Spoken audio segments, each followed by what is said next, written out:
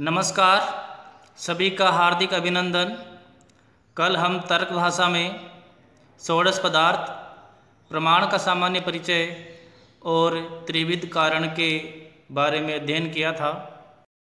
आज हम प्रमाण कितने होते हैं उसके बारे में विस्तृत रूप से पढ़ेंगे। प्रमाणम प्रमाणानि चत्वारि प्रत्यक्षानुमानोपमान शब्दः प्रमाणानि। प्रमाण चार होते हैं: प्रत्यक्ष, अनुमान, उपमान और शब्द। ये चार प्रमाण होते हैं। अब इस प्रत्यक्ष के भी दो भेद हैं, सविकल्पक और निर्विकल्पक। इसी प्रकार अनुमान के दो भेद हैं, स्वार्थानुमान और प्रार्थानुमान।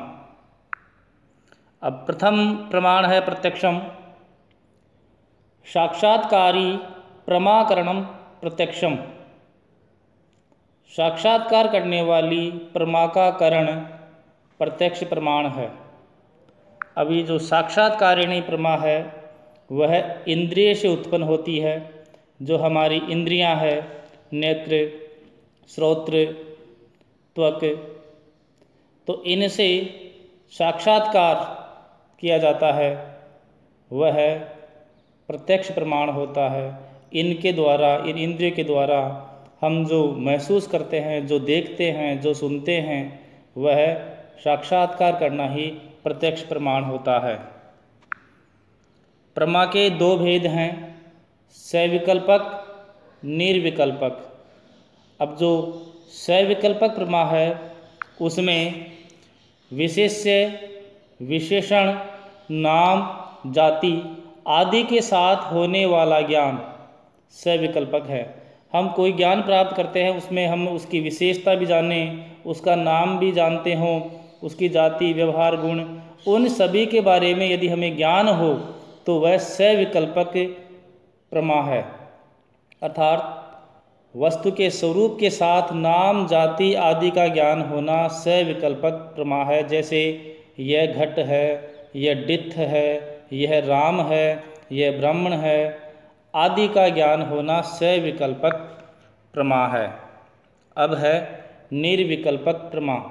निर्विकल्पक में विशेषण, नाम, जाति आदि से रहित वस्तु मात्र का ज्ञान निर्विकल्पक है। जैसे यह कुछ है, अब यह क्या है, इसका गुण, इसका नाम, इन सभी बातों का हमें मालूम नहीं रहता, तब वह निर्विकल्पक प्रमा कहलाती है। यह तो हमें पता है कि यह कुछ है, लेकिन यह क्या है यह हमें मालूम नहीं रहता, तो वह निर्विकल्पक प्रमा होती है। अब करण भी तीन प्रकार का होता है। करण तीन प्रकार का: इंद्रिय, इंद्रियार्थ सन्निकर्ष और ज्ञान। ये तीन प्रकार का करण होता है। अब है सन्निकर्ष षड्विध। जो सन्निकर्ष होता है वह 6 प्रकार का होता है। सन्निकर्ष जो इंद्रियों के द्वारा जो किसी वस्तु का सन्निकर्ष होता है, संयोग, जो समवाय रूप से जो सन्निकर्ष होता है, संबंध, वह 6 प्रकार से होता है। पहला है जो संयोग, संयुक्त समवाय, संयुक्त समवेत समवाय, समवाय, समवेत समवाय, विशेषण विशेष्य भाव। ये 6 प्रकार का सन्निकर्ष होता है। अब जो संयोग सन्निकर्ष होता है उसमें घट विषय ज्ञान जो हमें नेत्र के द्वारा होता है। ये जो प्रथम 3 प्रकार का जो सन्निकर्ष होता है वह नेत्र इंद्रिय के द्वारा होता है। ये जो 2 प्रकार का सन्निकर्ष होता है वह श्रोत्र, कान के द्वारा होता है। अब जो नेत्र विषय के सन्निकर्ष है वह है घट विषय ज्ञान, घट के बारे में ज्ञान होना कि यह घड़ा है। फिर जो संयुक्त समवाय है, संयुक्त समवाय जो दूसरे नंबर का है, संयुक्त समवाय, उसका मतलब है घट के रूपादि का ज्ञान कि घड़ा कैसा है, काला है, नीला है, लाल है, पीला है, उसके रूपादि का ज्ञान होना संयुक्त समवाय कहलाता है। उसके बाद में है संयुक्त समवेत समवाय, संयुक्त समवेत समवाय, इसमें रूपत्व सामान्य का ज्ञान होता है कि घड़े का रूप है, उसमें उस रूपत्व का गुण होना, जैसे नीलत्व, कृष्णत्व, उस घड़े का जो रूपत्व है, उसका जो गुण है, उसका ज्ञान संयुक्त समवेत समवाय कहलाता है। फिर है समवाय। समवाय है शब्द का ग्रहण होना, जो श्रोत्र इंद्रिय के द्वारा होता है। उस शब्द का जो शब्दत्व कहलाता है, जो शब्दत्व गुण है, वह समवेत समवाय सन्निकर्ष के द्वारा होता है, श्रोत्र इंद्रिय से। फिर है विशेषण विशेष्य भाव, जैसे घटा भाव है, भूतले घटो नास्ति, कि भूतल पर घड़े का अभाव, जो ये अभाव है वह विशेषण विशेष्य भाव सन्निकर्ष के अंतर्गत आता है। अब इस षड्विध सन्निकर्ष को समझने के लिए हमें जो निम्नलिखित जो ये श्लोक है उससे हम आसानी से समझ सकते हैं कि पहले है इसमें घटय तन्नील घटय, जैसे पहला था अपने घटय, ये शुरू में घटय, ये संयोग हुआ। तन्नील, तन्नील तो घट का जो रूपादि है कि घड़ा नीला है, तो ये तन्नील यानी संयुक्त समवाय। सबसे पहले हमें इन नामों को क्रम से याद करना है। ये जो षड्विध सन्निकर्ष है, इनके नामों को हमें क्रम से याद करना है। फिर उसके पश्चात ये जो श्लोक है उसकी सहायता से हम पहचान सकते हैं कि कौन से में कौन सा सन्निकर्ष है। जो इस श्लोक में प्रथम है घट है, तो घट का मतलब है संयोग, घट विषय ज्ञान। फिर तन्नील कि वह घड़ा नीला है, उसका रंग वर्ण जो है, तो उसका रूपादि का ज्ञान, संयुक्त समवाय हुआ। नीलत्व, यहाँ रूपत्व है ना, तीसरे में संयुक्त समवेत समवाय में रूपत्व है, तो उसका नीलत्व। पहले घड़ा है, नेत्र के द्वारा देखा, वह नीला है, और फिर नीलत्व, उसमें जो नीलत्व का गुण है वह है। तो इस प्रकार तीन जो नेत्रीय इंद्रिय के द्वारा प्रथम तीन सन्निकर्ष है वह ज्ञात हुए। फिर है समवाय यानी शब्द, फिर है शब्द, तो समवाय हुआ। फिर है शब्दत्व, शब्दत्व सामान्य का ज्ञान, समवेत समवाय हुआ। उसके बाद में है अभाव समवाय, तो घटाभाव विशेषण विशेष्य भाव इस सन्निकर्ष के अंतर्गत आता है। इस प्रकार हम इस श्लोक के माध्यम से 6 प्रकार के सन्निकर्ष को समझ सकते हैं।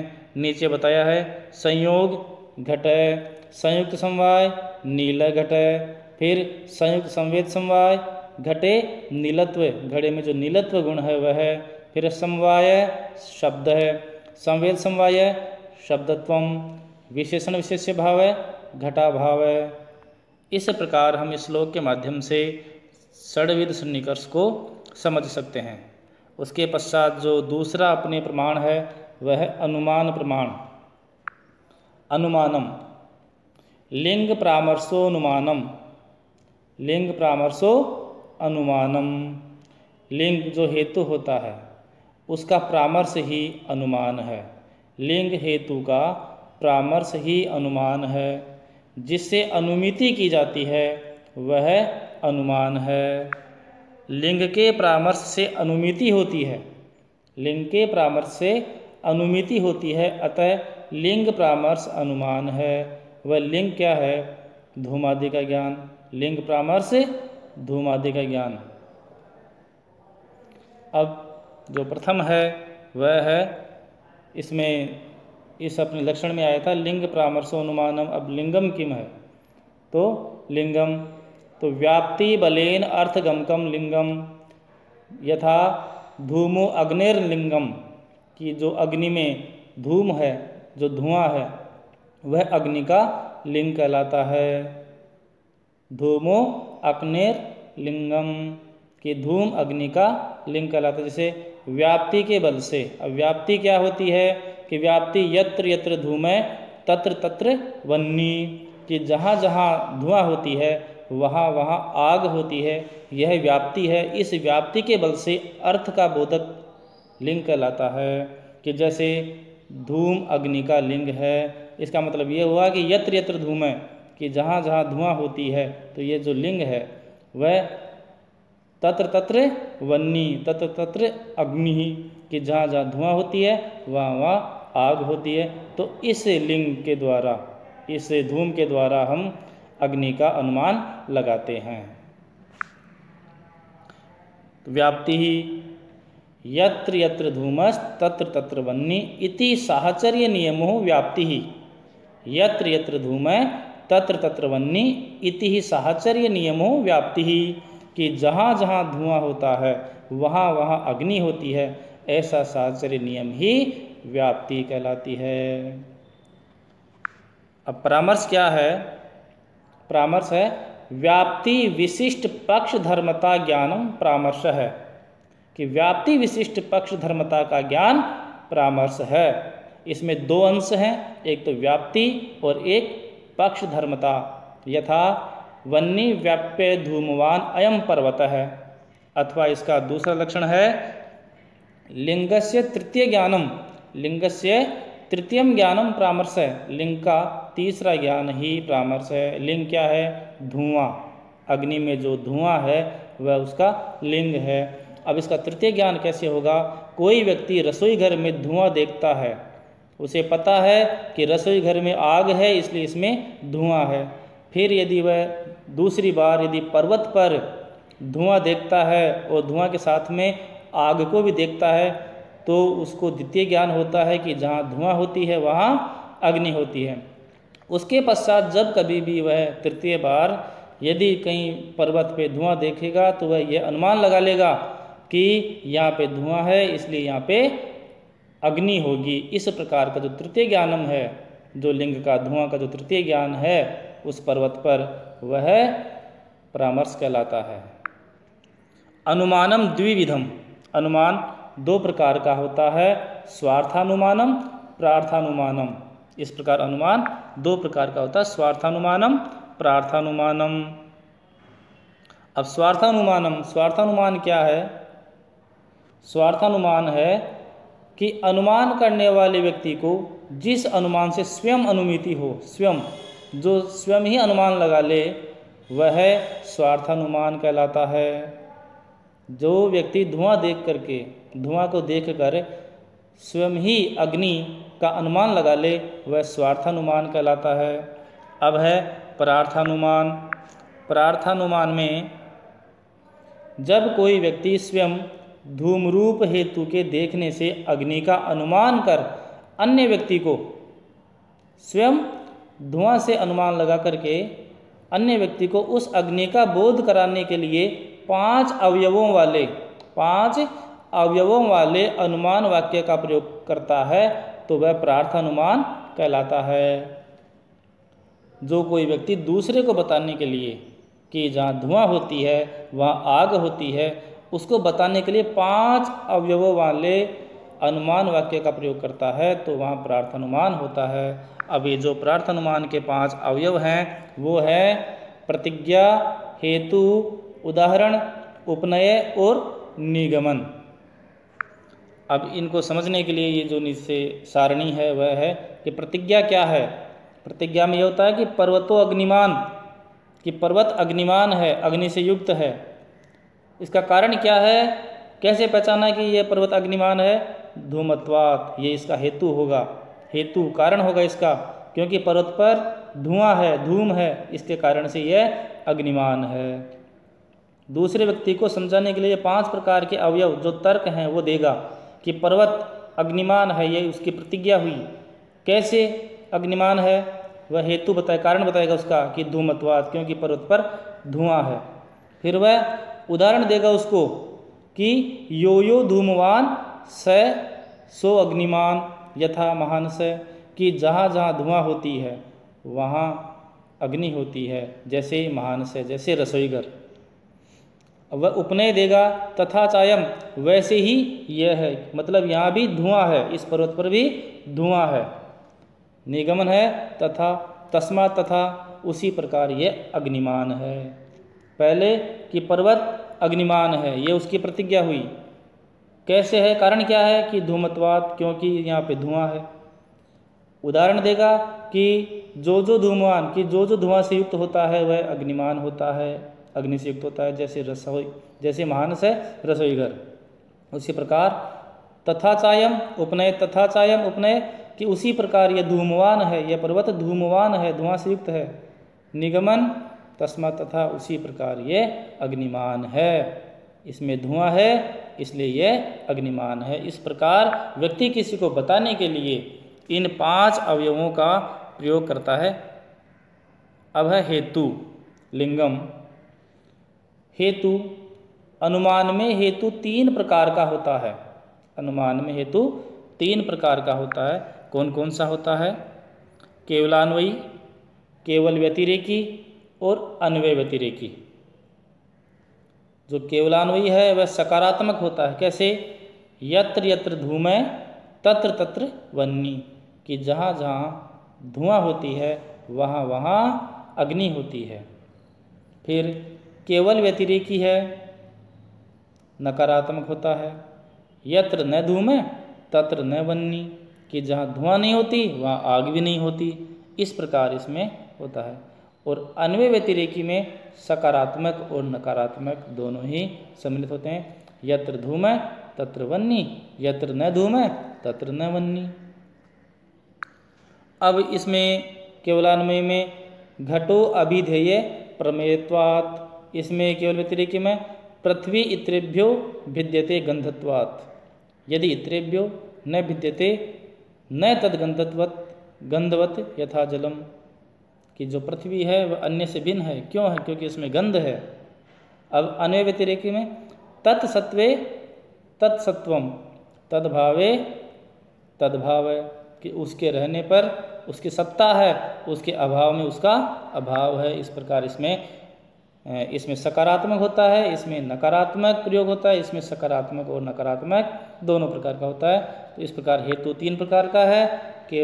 केवलान्वयी हेतु 3 प्रकार का, पहला है केवलान्वयी, उसके पश्चात है केवल व्यतिरेकी और फिर है अन्वय व्यतिरेकी। इस प्रकार ये 3 प्रकार का हेतु है।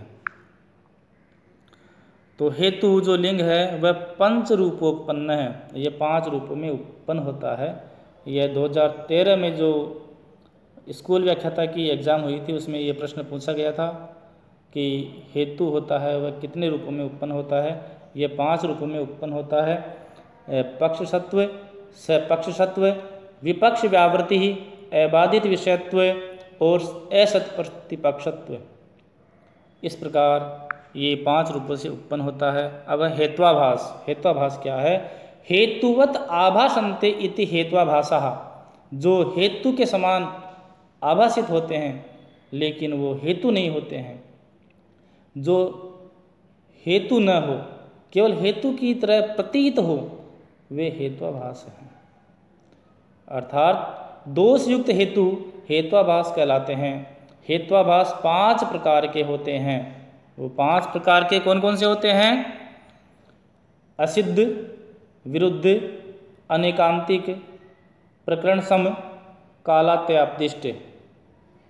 अब जो ये अनेकांतिक है उसका अपर नाम सव्यभिचार, प्रकरण सम का अपर नाम दूसरा नाम सत प्रतिपक्ष और कालात्यापदिष्ट इसका दूसरा नाम है, अन्य नाम है बाधित विषय। असिद्ध के भी 3 भेद हैं, आश्रय सिद्ध, स्वरूपा सिद्ध, वाप्यत्वा सिद्ध। और अनेकांतिक हेत्वाभास है उसके 2 भेद हैं, साधारण और असाधारण। हेत्वाभास 5 प्रकार के, असिद्ध, विरुद्ध, अनेकांतिक, प्रकरण सम और कालात्यापदिष्ट, ये 5 प्रकार के हेत्वाभास होते हैं। अब तीसरा प्रमाण है उपमानम। उपमान अतिदेश वाक्यार्थ स्मरण सह कृतम गो सादृश्य विशिष्ट पिंड ज्ञानम उपमानम, कि जो अतिदेश वाक्य के स्मरण से उसके द्वारा गो सादृश्य गाय की समानता के द्वारा वह किसी विशिष्ट पिंड का ज्ञान उपमान कहलाता है। जैसी यथा गोस तथा गवय, जैसी गाय होती है वैसा ही नीलगाय होता है। जैसे जैसी गाय होती है वैसी नीलगाय होती है। इस प्रकार के अतिदेश वाक्य के अर्थ का स्मरण करने के साथ गो की समानता से युक्त जो पिंड है उसका ज्ञान होना उपमान कहलाता है। जैसे कोई व्यक्ति है वह नीलगाय को नहीं जानता, कोई शहरी व्यक्ति है यदि नीलगाय को नहीं जानता, यदि उसे कोई बता दे कि जैसी गाय होती है, वह गाय को तो जानता है लेकिन नीलगाय को नहीं जानता, उसे कोई बता दे कि जैसी गाय होती है वैसी नीलगाय होती है, तो वह यदि वन में जाकर के गाय की सदृश कोई आकृति देखता है, कोई पिंड देखता है, तो उस गाय वाले अतिदेश वाक्य से वह उस नीलगाय को पहचान जाता है। इस प्रकार का जो उपमान है, जो सादृश्य ज्ञान है, वह उपमान प्रमाण कहलाता है। अब यहाँ पे संज्ञा संगी संबंध प्रतीतिर उपमेति, संज्ञा और संगी के संबंध की जो प्रतीति है वह उपमेति कहलाती है और वही उपमेति उपमान प्रमाण का फल है। अब यहाँ पे संज्ञा और संगी ये दो शब्द हैं। संज्ञा होती है जैसे किसी का नाम, जैसे मेरा नाम सुरेश है तो ये मेरी संज्ञा है, ये मेरी पहचान है। जो नाम है वह संज्ञा है और जो संगी, जो मेरा ये शरीर है वह संगी है। ये जो शरीर, जो मेरी आकृति, जो स्वरूप है शरीर स्थूल, वह संगी है और मेरा जो नाम है वह संज्ञा है। तो इन संज्ञा और संगी के बीच में जो संबंध की प्रतीति कराता है वह उपमेति है और उपमेति ही उपमान प्रमाण का फल है। अब है चतुर्थ प्रमाण है शब्द। शब्द क्या है? आप्त वाक्यम शब्द है कि आप्त वाक्य शब्द प्रमाण है। अब आप्त क्या है? आप्त वाक्यम शब्द है, ये तो कह दिया कि आप्त वाक्य शब्द है, लेकिन आप्त क्या है? आप्तस्तु यथार्थभूतस्य अर्थस्य उपदेष्टः पुरुष है। जो यथार्थभूत अर्थ का उपदेश देने वाला व्यक्ति है वह आप्त कहलाता है। जो अर्थ जैसा है उसे वैसा ही बताने वाला जो व्यक्ति है, पुरुष है, वह आप्त कहलाता है। यथार्थस्य उपदेष्टः, जो यथार्थ ज्ञान का उपदेश करने वाला व्यक्ति है वह आप्त कहलाता है। तो उस आप्त व्यक्ति का जो वचन है वही शब्द प्रमाण है। उसने जैसा कह दिया उसे ही प्रमाण मान लेते हैं। इस प्रकार न्याय दर्शन में, तर्क भाषा में 4 प्रकार के प्रमाण बताए गए हैं: प्रत्यक्ष, अनुमान, उपमान और शब्द। अब जो प्रमा है 2 प्रकार की है, सविकल्पक और निर्विकल्पक। अनुमान 2 प्रकार का, स्वार्थानुमान, प्रार्थानुमान। कारण 3, समवाय कारण, असमवाय कारण और निमित्त कारण। संबंध 2 है, संयोग और समवाय। संयोग संबंध, समवाय संबंध। सन्निकर्ष षड्विध है, 6 प्रकार का होता है: संयोग, संयुक्त समवाय, संयुक्त समवेत समवाय, समवाय, समवेत समवाय, विशेषण विशेष्य भाव। इस प्रकार 6 प्रकार का सन्निकर्ष होता है। हेतु लिंगम 3, केवलान्वयी, केवल व्यतिरेकी, अन्वय व्यतिरेकी। इसी प्रकार हेत्वाभास 5 प्रकार का: असिद्ध, विरुद्ध, अनेकांतिक, प्रकरण सम और कालात्यापदिष्ट। इस प्रकार ये जो अंत में इसका तर्क भाषा का सार है, लगभग इनमें प्रकार पूछ लेते हैं कई बार परीक्षा में कि कौन किसके कितने भेद हैं, कौन कौन से हैं, ऐसे परीक्षाओं में पूछ ले जाते हैं। धन्यवाद।